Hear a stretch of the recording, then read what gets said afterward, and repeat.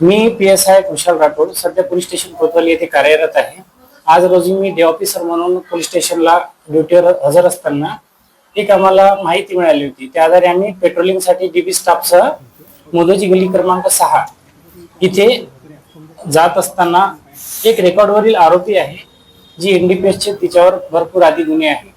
तिचं नाव आहे चांद बानो मोहम्मद हातम, वय वर्ष 60, मोदोजी गल्ली महाल नागपूर। हिची हालचाल आम्हाला संशयास्पद दिसून आली।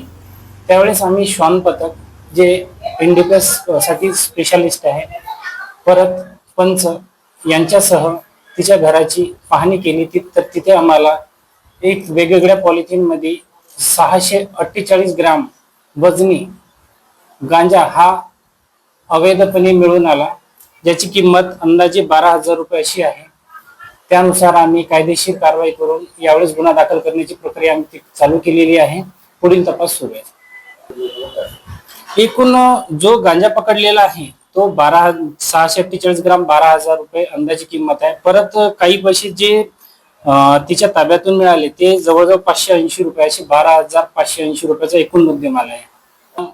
CP साहेब सिंगल सर यांच्या मार्गदर्शनात सुरू असलेले ऑपरेशन थंडर या अंतर्गत DCP zone 3 Shri Madane sir, वरिष्ठ पोलीस निरीक्षक श्री आहेर सर व आमचा जो कोतवालीचा स्टाफ आहे यांच्या मदतीने सदरची कारवाई केलेली आहे।